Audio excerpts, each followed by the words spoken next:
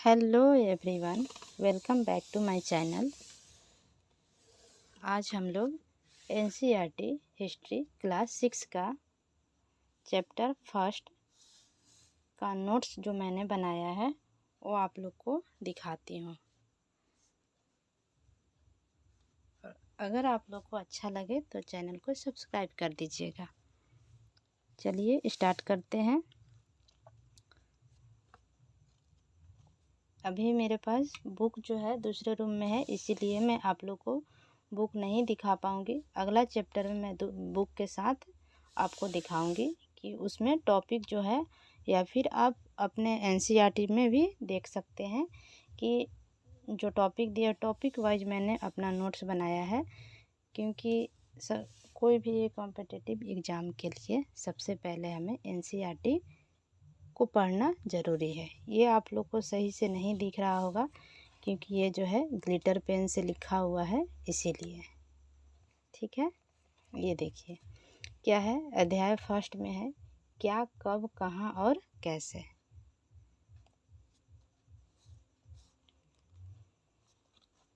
ऐसे ही हर वीडियो का मैं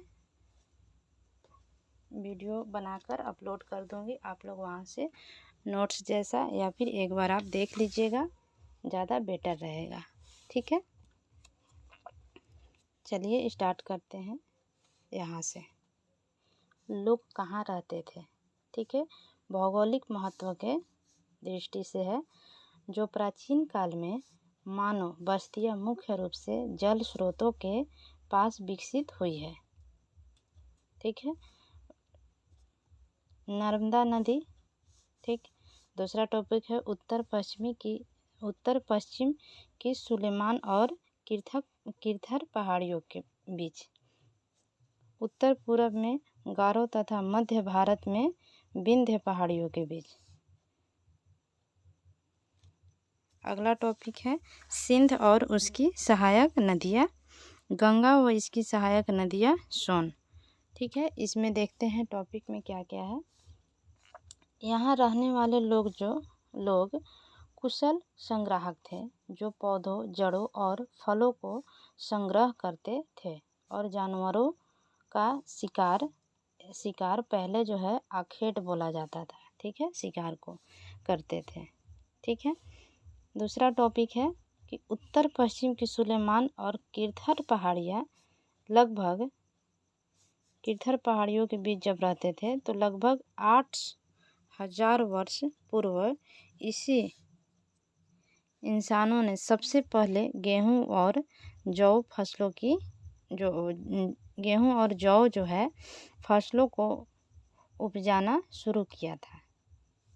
ठीक है, तो यहाँ से क्वेश्चन हमारा बनता है कि गेहूं और जौ, ये देखिए गेहूं और जौ सबसे पहले कहाँ इसका साक्ष्य मिला था, तो सुलेमान और किरथर पहाड़ियों के बीच में। ठीक है, सुलेमान और किरथर पहाड़ियाँ है, वहाँ पे मिला था। और जो भेड़, बकरी और गाय, बैल जैसे पशुओं को पालतू बनाया इन्होंने ही। ठीक है, उत्तर पूर्व में गारो तथा मध्य भारत में विंध्य पहाड़ियाँ, यहाँ कृषि का विकास हुआ। कहाँ पे, ये देखिए विंध्य पहाड़ियों के पास कहाँ कृषि का विकास हुआ। विंध्य के उत्तर में स्थित स्थानों पर सबसे पहले चावल उगाया गया। ठीक है, याद रखना है कि चावल उगाया गया। सिंध और उसकी सहायक नदियाँ, ये जो है लगभग 4700 वर्ष पूर्व इन नदियों के किनारे आरंभिक नगर फले फूले। गंगा व इसकी सहायक नदियाँ, सोन नदी। ठीक है, गंगा के दक्षिण में प्राचीन काल में मगध, गंगा के दक्षिण में प्राचीन काल में मगध कहाँ, बिहार में। ठीक है, साम्राज्य स्थापित हुआ जो अपनी शक्ति के लिए जाना जाता है। जो मगध जो साम्राज्य था बहुत ही शक्तिशाली था। ठीक है, देश का नाम कैसे पड़ा ये हम लोग देखते हैं। देश का नाम इंडिया शब्द जो है इंदु से निकला है। संस्कृत में इसे सिंधु कहते हैं।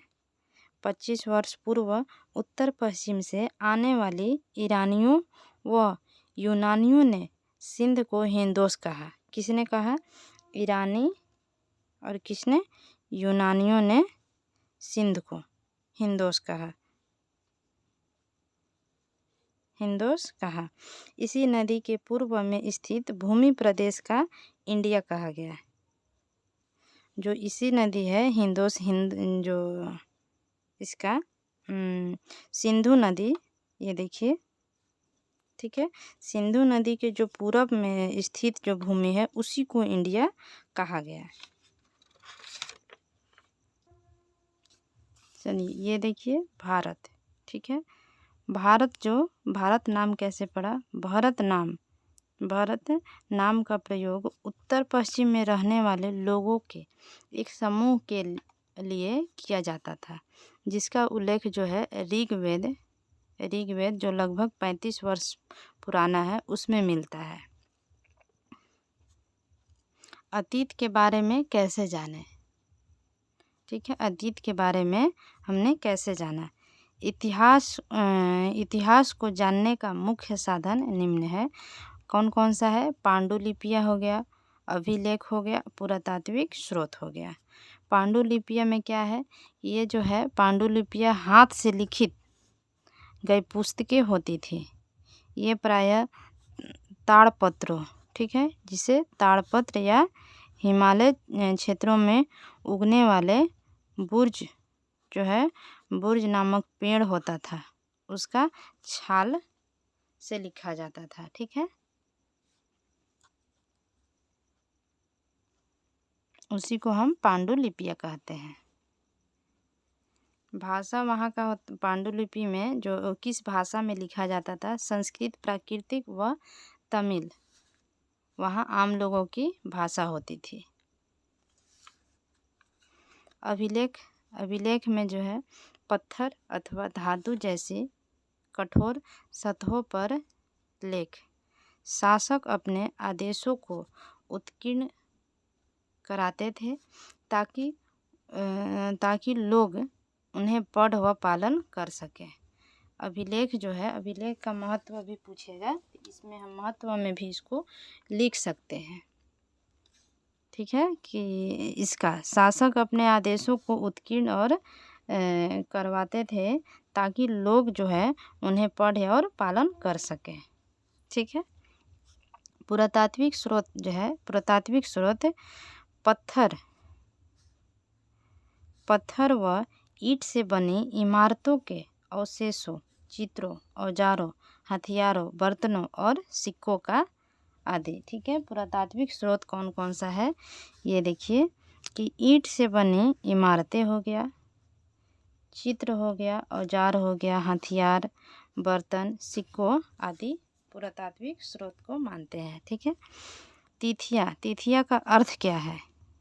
तिथिया का अर्थ क्या है कि बीसी जो है ईसा मसीह के जन्म के पहले को हम बीसी कहते हैं, ठीक है। और एडी जो है ईसा मसीह के जन्म के वर्ष से, और आजकल जो है उसमें हम ईस्वी जैसे बोलते हैं, इसको हम एडी भी बोल सकते हैं। BCE बिफोर कॉमन एरिया, यानी कि BC के स्थान पर भी प्रयुक्त होता है। BP हो गया जो वर्तमान से पहले को BP कहते हैं, ठीक है। ये